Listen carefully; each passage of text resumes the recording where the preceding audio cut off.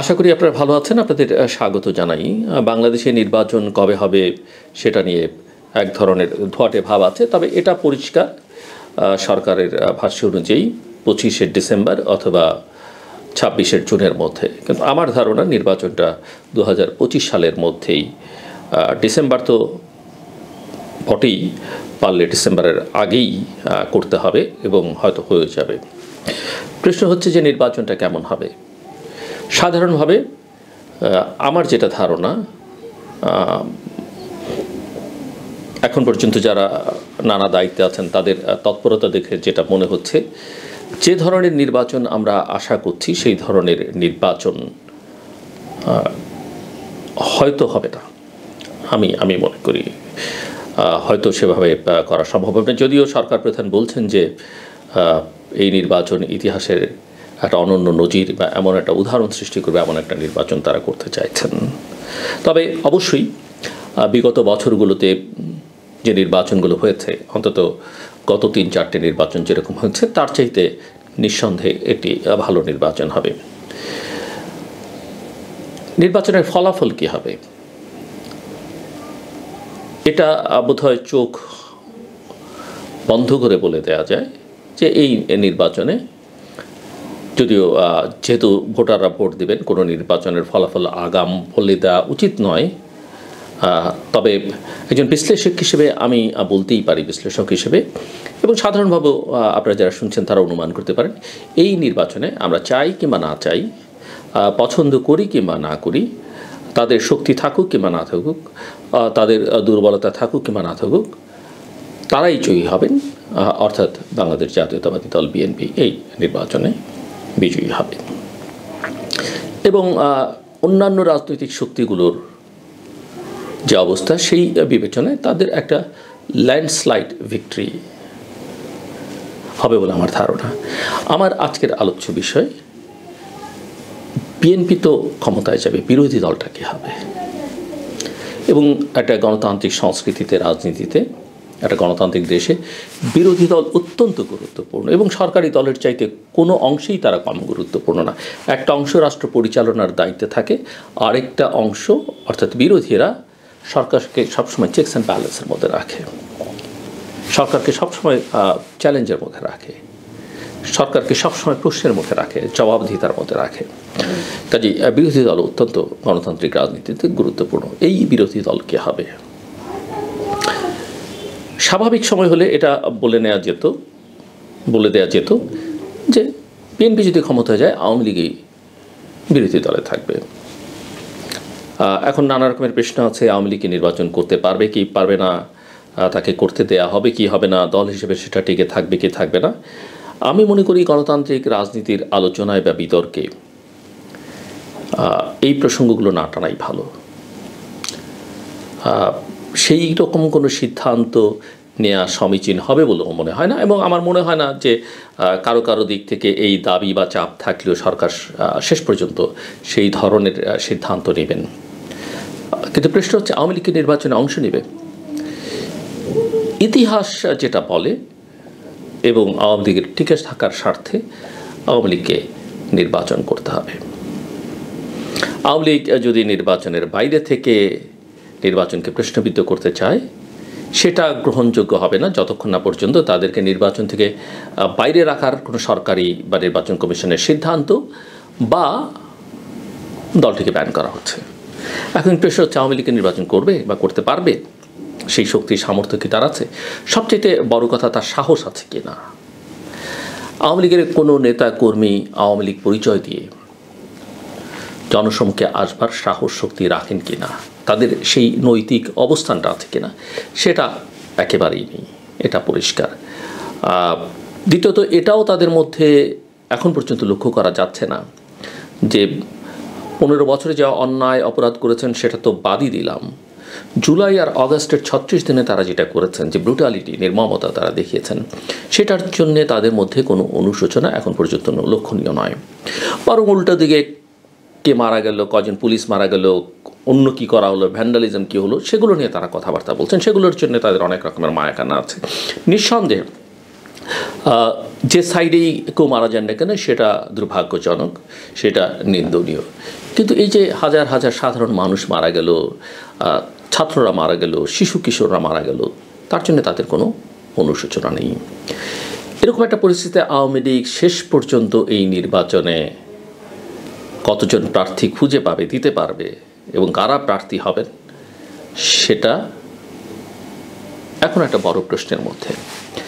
কিন্তু তারপর আওয়ামী লীগ একটা ঐতিহ্যবাহী দল, পুরনো দল, এখনও তৃণমূল পর্যন্ত তার সমর্থক আছে, কর্মী আছে, নেতা আছে, পালিয়ে থাকুন আর যেখানে যেভাবেই থাকুন না কেন, হয়তো শেষ পর্যন্ত সরকার যদি, নির্বাচন কমিশন যদি সেরকম একটা আবহ তৈরি করে, যেটা তাদের করা উচিত হবে, সেরকম একটা আবহ তৈরি করতে হলে আওয়ামী লীগ নামে হলেও নির্বাচনে অংশ নেবে। কিন্তু আসন বা ভোট আমি একদমই দেখি না, বলা উচিত নয়, অন্তত আমার মতো অবস্থান থেকে তো বলা উচিতই নয়। কিন্তু একজন বিশ্লেষক হিসেবে এটা আমি নিশ্চিত করেই বলতে পারি, অন্তত এই নির্বাচনে সে আশা তাদের করা উচিত হবে না। অল্প 10, 15, 20 ম্যাক্সিমাম, আমি মনে করি না সেটাও তাদের জন্য খুব সহজ হবে, বরং 10-এর নিচেই চিন্তাভাবনা করলে ভালো হবে তাদের জন্য। তবে আওয়ামী লীগের ইতিহাস আছে যে তারা এভাবে ধ্বংসস্তূপ থেকে ঘুরে দাঁড়াবার চেষ্টা তারা অতীতে বহুবার করেছে, কোনো কোনো ক্ষেত্রে তারা সফল হয়েছে। সো আওয়ামী লীগকে আমরা বাদ রাখতে পারি। জামায়াত ইসলামী, অনেকে মনে করতে পারেন যে জামায়াত বিরোধী দলে আসবে, এই আলোচনাটা করিডোরে আছে, কিন্তু জামায়াত নিঃসন্দেহে একটা ডিসিপ্লিন রাজনৈতিক দল, মাঠে শক্তি প্রদর্শনের কিছু সক্ষমতা তার আছে, এটা তারা প্রমাণ করেছেন। তারা ইতিমধ্যেই সমাজের বিভিন্ন স্তরে, বিভিন্ন প্রতিষ্ঠানে জায়গা করে নেবার চেষ্টা করেছেন অগাস্টের পট পরিবর্তনের পরে, এবং তারা ছোট ছোট রাজনৈতিক শক্তি আলাদা আলাদাভাবে আলাদা আলাদা নামে তৈরি করেছেন। আপনাদের স্মরণ থাকবার কথা, জামায়াত ইসলামী কিন্তু মুক্তিযুদ্ধের পরে ব্যান ছিল, তারা কিন্তু ইসলামিক ডেমোক্রেটিক লীগ আইডিয়াল নামে 79 নির্বাচনে অংশ নিয়েছিলেন। তারপরে আবার পরবর্তী পর্যায়ে এসে তারা জামায়াত ইসলামী নামে আবির্ভূত হন। কাজেই জামাতের এরকম ছোট ছোট অনেক পকেট আছে, কিন্তু সেই সব দিয়ে জামাত শেষ পর্যন্ত, এখন পর্যন্ত এককভাবে নির্বাচন করে যে তাদের ভোটের হিসেব, সেটা একেবারেই খুব একটা সুখকর বা স্বস্তিকর নয় বলেই আমার কাছে ধারণা। যে কারণে অনেকের ধারণা যে জামাত এই নির্বাচনটি আরও বিলম্বিত হোক, সেটা তারা চাইছে, এবং তারা নানা জায়গায় তাদের লোকজন বসিয়ে গুছিয়ে নেবার চেষ্টা করছে, যাতে অ্যাটলিস্ট একটা কিছুটা শক্তি প্রদর্শন করতে পারে ভোটের লড়াইয়ে। জামাতের আরেকটা চেষ্টা, একটা ধারণা অনেকেই আছে যে ইসলামিক রাজনৈতিক দল বা শক্তিগুলোর মধ্যে নানা রকমের বিরোধ আছে, কিন্তু এই সবগুলো শক্তিকে তারা এক করবার চেষ্টা করছে। কিন্তু ইতিহাস যেটা বলে যে বাংলাদেশে মানুষ ধর্মপ্রাণ, ধর্মভীরু, ওয়াজ শুনতে মানুষ যান, কোনো সমস্যা নেই। এখন তো লক্ষ লক্ষ টাকা ব্যয় করে এক একজন যারা ওয়াজ করেন তাদেরকে নিয়ে যাওয়া হয় এবং তারা হেলিকপ্টারে চড়ে নানাভাবে যান, সেগুলো বাংলাদেশের মানুষের মধ্যে আছে। গভীর রাত জেগে তারা ওয়াজ শোনেন, তাতে কোনো সমস্যা নেই। ইসলামী আন্দোলন মাঠে একটা কর্মসূচি দিলে প্রচুর হাজার হাজার লক্ষ লক্ষ মানুষ হয়তো তারা পাবেন। একসময় আপনাদের স্মরণ থাকবার কথা, আটরশির পীরের কাছে ফরিদপুরে যেতেন না এমন কোনো প্রভাবশালী মানুষ বাংলাদেশে ছিলেন না, তৎকালীন রাষ্ট্রপতি হোসেন মোহাম্মদ এরশাদ শাহ। হাফেজি হুজুরের কথা আপনাদের স্মরণ থাকবার কথা, একসময় খুব প্রভাবশালী একজন ধর্মীয় রাজনৈতিক নেতা। ওনারা সবারই নির্বাচন করবার ইতিহাস আছে, সবার বড় সমাবেশ করবার ইতিহাস আছে, কিন্তু তাদের ভোট পাবার ইতিহাসটা খুব করুণ। মানুষ তাদেরকে ভোট দেয় না। হয়তো ভোটের সময় মিছিলও লোক থাকে, কিন্তু ভোট দেবার সময় কেন যেন ভোটটা আর পড়ে না। সেই হিসেবে যে কয়টি দল আছে, আমি তো এখানেও 10-15 সবাই মিলেও যদি হয় তার বেশি দেখি না। অন্যান্য রাজনৈতিক শক্তি যারা বিগত দিনগুলোতে 15-16 বছর আন্দোলনে ছিলেন, তারা কি বিরোধী দলে থাকবেন?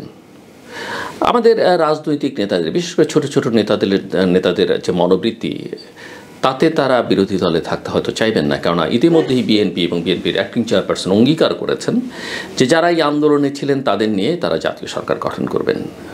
সরকার গঠন করা মানেই হচ্ছে মন্ত্রিত্বের ভাগ পাওয়া, মন্ত্রিত্ব হওয়া, নির্বাচন একসঙ্গে করা, এবং যদি ধানের শীষ নিয়ে নির্বাচন করা যায় তাহলে তো নিশ্চিত। এমনকি বিএনপি থেকে অনেক দূরে থাকা বাংলাদেশের কমিউনিস্ট পার্টি সিপিইউ কিন্তু এখন বিএনপির যে ম্যাচিউর পলিটিক্স, বিএনপি নেতাদের যে ভূমিকা, সেগুলোকে প্রশংসা তারা করছেন। তো মোটা দাগে যে বোঝা যায় যে বাংলাদেশের ক্রিয়াশীল ডান বাম সকল রাজনৈতিক দল বিএনপির সঙ্গে থাকতে চাইবে, সরকারও হয়তো থাকতে চাইবে, এবং বিএনপিরও উচিত হবে না তাদের এই অঙ্গীকার থেকে সরে যাওয়া। সেই বিবেচনা হয়তো সবাই থাকবেন। কিন্তু আমাকে যদি কেউ পরামর্শক হিসেবে আমার পরামর্শ চাইতেন, আমি বলতাম এই সব রাজনৈতিক দলকে বিরোধী দলে থাকার একটা ভূমিকা নেয়া, উদ্যোগ নেয়া, এবং সেখানে বিএনপি যদি বা নির্বাচনে তাদেরকে স্পেস করে দিত, যতটা সম্ভব ছাড় দিত। আমি বলছি না যে তাদের গৃহপালিত বিরোধী দল বানাবার জন্য, একবার রিয়েল বিরোধী দল বানানোর জন্য। এটা কিন্তু আপনারা দেখেন 1971 সালে স্বাধীনতার পরে, 73 সালের সংসদের পরে 7 জন মাত্র বিরোধী দলের ছিলেন, কিন্তু তারা কিন্তু সংসদ গরম করে রেখেছিলেন। সুরঞ্জিত সেনগুপ্ত, আতা রহমান খান, তারা। ব্রিটিশ শাসনমুক্ত হবার পরে জওহরলাল নেহেরু ভারতীয় পার্লামেন্টে যখন তিনি দায়িত্বভার গ্রহণ করলেন, প্রধানমন্ত্রী হলেন, তিনি তখন বিরোধী দল তৈরি করবার জন্য উদ্গ্রীব হয়ে এবং বিরোধী দল কীভাবে তৈরি করা যায়, শক্তিশালী করা যায়, সেই দিকে নজর দিয়েছেন, গণতন্ত্রের জন্য যেটা জরুরি। সো আমি মনে করি যে এই সব ছোটো ছোটো বিএনপির মিত্ররা সবাই মিলে যদি বিরোধী দলে থাকেন এবং বিএনপি যদি তাদের নির্বাচনে মোটামুটি একটা স্পেস ছাড় দিয়ে দেয় এবং তারা যদি প্রকৃতই বিরোধী দলের ভূমিকা থাকেন, তাদের ভবিষ্যৎ রাজনীতির জন্য সেটা কল্যাণকর, বিএনপির জন্য, দেশের জন্য কল্যাণকর হবে। কিন্তু সেই আশা অত্যন্ত ক্ষীণ, আমি খুব একটা দেখি না সেটা হবার। সেটা হচ্ছে আইডিয়াল একটা সিচুয়েশন হতো। সেক্ষেত্রে কি হতে পারে আমার এর বাইরে হয়তো জাতীয় পার্টি বা আওয়ামী লীগের যারা মিত্র ছিল, আমি মনে করি তাদের আর কোনো ভবিষ্যৎ নেই বাংলাদেশের রাজনীতিতে। চেষ্টা করতে পারে, এখনও কাউকে কোথাও না কোথাও দেখা যায়, কিন্তু ভোটের বিচারে তারা আর কোনো স্থান পাবেন বলে মনে হয় না, এবং আমি মনে করি না যে বিএনপি তাদেরকে আর কোনো স্পেস দিবে, এবং সেটা তাদের দিক থেকে দেওয়া উচিত হবে। কারণ মূল অপরাধীর চাইতে বাংলাদেশের দোসর যারা, এই যে বিগত আমলে যারা শেখ হাসিনার সরকারকে নানাভাবে দালালি করেছে, তাদের দোসর হিসেবে কাজ করেছে সমাজের বিভিন্ন স্তরের মানুষ, রাজনৈতিক শক্তি, অন্যান্য শক্তি, তাদেরকে আসলে সবার আগে বয়কট করা উচিত। এদেরকে স্পেস দেওয়া দরকার না, কারণ এরা অনেক বেশি ক্ষতিকর সমাজের জন্য। এরা নানান লেবাসে থাকে, নানান আইডেন্টিটি থাকে, এবং শেষ পর্যন্ত ক্ষতিটা করে। সো আমি কী হবে সেটা বলতে পারবো না, যেটা বললাম যেটা হওয়া উচিত, যেটা করতে পারলে ভালো হতো, সেটা যদি না হয় তাহলে স্বাভাবিক প্রক্রিয়ার মধ্যে ছেড়ে দেওয়াই ভালো। সেক্ষেত্রে হয়তো কোনো বিরোধী দল তৈরি হবে না সংসদে, কিন্তু বিরোধী নানা গ্রুপ মিলে যদি কিছু দাঁড় করানো যায়, এবং হয়তো যে কোনো শক্তি, আওয়ামী লীগ, জামাত, অন্যরা মিলে বা আলাদাভাবে কিছু গ্রুপ থাকবে, তাহলে বাংলাদেশের গণতন্ত্রের ভবিষ্যৎ কী হবে? সেটা খুব ভালো কিছু হবে না। তবে বিএনপি এখন পর্যন্ত তার যে অঙ্গীকার 31 দফা, পরে 62 দফা সংবিধান সংশোধনের ক্ষেত্রে যে তারা সুপারিশ করেছে, বা যে অঙ্গীকারগুলো তারা করছে, অগাস্টের পর থেকে যে ভাষায় তারা বক্তব্য রাখছেন, সেটা যদি তারা করেন, তাহলে আমি মনে করি 1971-এর মুক্তিযুদ্ধকে ধারণ করা, মুক্তিযুদ্ধের চেতনাকে ধারণ করা, আওয়ামী লীগের যে রাজনীতির বেসিক বা ভালো দিকটা ছিল, যেটা তারা অন্তত মুখে বলতেন কিন্তু কাজে ব্যবহার করতেন না, সেটাকে বিএনপি মুখে এবং কাজে ব্যবহার করতে পারে। দ্বিতীয় হচ্ছে একটা উদারনৈতিক গণতান্ত্রিক বাংলাদেশ, একটা আধুনিক বাংলাদেশ করবার চেষ্টাটা বিএনপি এবার করতে পারে। এখন আমি কথাগুলো বলছি, তার মানে কি আমি কি বিএনপির সমর্থক হয়ে যাচ্ছি? একেবারেই না। বিএনপিকে যারা চ্যালেঞ্জ করবে, আমি আপনাদের দৃঢ়ভাবে বলে রাখতে পারি, ক্ষমতায় গেলে বিএনপি বা অন্য যে কোনো দল, তাদেরকে যারা চ্যালেঞ্জ করবে তাদের সামনের সারিতে আমি থাকবার চেষ্টা করব, অবশ্যই থাকবো, কারণ এটাই আমার কাজ, এটাই আমার পেশা। সো আমি মনে করি বিএনপি সেই চেষ্টাটা করবে। বেগম জিয়া চিকিৎসার জন্য দেশের বাইরে আছেন, তিনি, আমরা সবাই চাই তিনি ফেরত আসবেন। তার যে সম্মানহানি করবার চেষ্টা করা হয়েছে, তার চেয়ে অনেক বেশি সম্মানিত তিনি ইতিমধ্যেই হয়েছেন জাতীয় এবং আন্তর্জাতিকভাবে। তারেক রহমানের সীমাবদ্ধতা দুর্বলতা থাকা সত্ত্বেও তিনি প্রমাণ করেছেন যে তিনি তার দলটাকে ধরে রাখতে পেরেছেন, এমনকি বেগম জিয়া জেলে থাকা বা তার শারীরিক অসুস্থতা সত্ত্বেও। এবং তারেক রহমান ইতিমধ্যেই প্রায় সকলের প্রশংসা পাচ্ছেন যে তিনি অত্যন্ত ম্যাচিউরড পলিটিক্স করছেন, ম্যাচিউরড কথাবার্তা বলছেন। তো সেটা একটা আন্তর্জাতিকভাবেও তারা কিছুটা গ্রহণযোগ্যতা পাবার প্রয়াসের মধ্যে আছেন। এবং তাদের বিরুদ্ধে যে রটনা প্রচারণা, দুর্নীতির অভিযোগ, দুর্নীতির বরপুত্র বলা হতো, সেটা আওয়ামী লীগ 15-17 বছরও এস্টাবলিশ করতে পারেনি, কোনো একটা বিচার করতে পারেনি, প্রমাণ করতে পারেনি, বরং নিজেরাই দুর্নীতিগ্রস্ত হয়ে এখন পালিয়ে বেড়াচ্ছেন। তো এটা বিএনপির জন্য আমি মনে করি, বেগম জিয়া যদি এসে, কার হায়াত কতদিন থাকবে আমরা কেউ জানি না, তিনি যদি কিছুদিন অন্তত জীবিত থাকেন তাহলে বিএনপি এবং সারা দেশের মানুষের মধ্যে একটা আলাদা মনোবল তৈরি হবে। এবং তারেক রহমান এসে যদি দল এবং দেশের দায়িত্ব গ্রহণ করতে পারেন, যদিও ইতিমধ্যেই সংস্কারের যে কথাগুলো আছে তার মধ্যে এটা আছে যে দলের প্রধান, সরকার প্রধান এবং সংসদ প্রধান একজন হবেন না, সেক্ষেত্রে তিনি এবং তারা কিভাবে সেটা হ্যান্ডেল করবেন আমরা জানি না।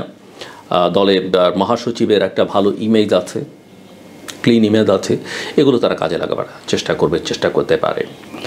কিন্তু ওই যে বিরোধী দলের যে সংকট, সেই সংকট মোকাবেলার জন্য তাদের যেটা করা উচিত হবে, যদি ওইভাবে তাদের মিত্ররা বিরোধী দলে যেতে না চায়, তবে একথাও ঠিক যে পারফর্ম করতে না পারলে সেটা মিত্র শক্তিই হোক আর নিজের দলেরই হোক, কাউকে ক্যাবিনেটে যেন স্থান না দেওয়া হয়, এবং ক্যাবিনেটে স্থান দিলেও তাদেরকে যেন লম্বা সময় ধরে তাদেরকে ক্যাবিনেটে না রাখা হয়। সরকার প্রধান যিনি হন তার জন্য এটা আমার পরামর্শ থাকবে। এখন বিরোধী দলের কী হবে, এক কথায় আমি শেষ করতে চাই আলোচনাটা।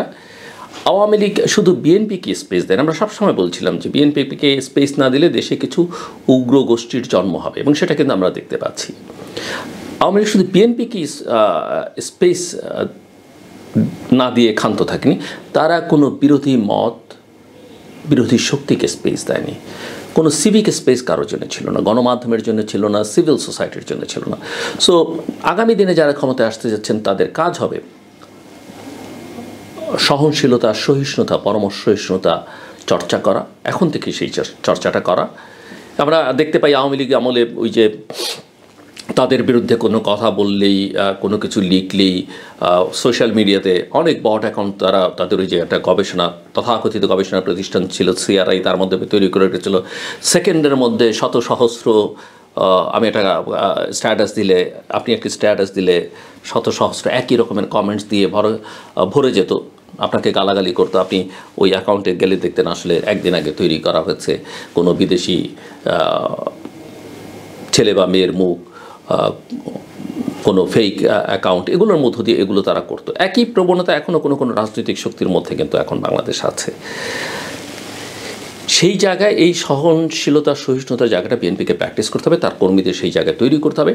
এবং বিরোধী দল যখন থাকবে না, তখন তার কাজ হবে দেশের সিভিল সোসাইটি, নাগরিক সমাজ, গণমাধ্যম এবং নানা শ্রেণী পেশার যে সংগঠনগুলো আছে তাদেরকে কথা বলবার সুযোগ দেয়া, তাদেরকে তাদের অধিকার চর্চার সুযোগ করে দেয়া।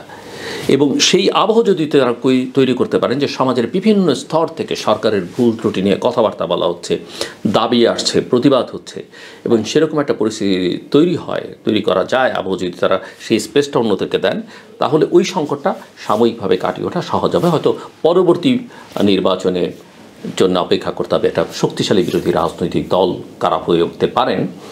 আর বলে রাখা ভালো, বিএনপি যদি ডেলিভার করতে না পারে, অন্যরা যদি ব্যর্থ হয় বা তাদের মিত্ররা, সেক্ষেত্রে যে কোনো অতীতের ফ্যাসিবাদী শক্তি বা ক্ষমতায় চায়নি কিন্তু ফ্যাসিজমের সঙ্গে সম্পর্ক আছে, এমন তাদের উত্থান ঘটতে পারে ভবিষ্যতে। আমরা কেউই সেটা চাই না। আমরা একটা উদার, গণতান্ত্রিক, আধুনিক বাংলাদেশ দেখতে চাই, এবং সেক্ষেত্রে গণতন্ত্র এবং গণতন্ত্রের কোনো বিকল্প নেই।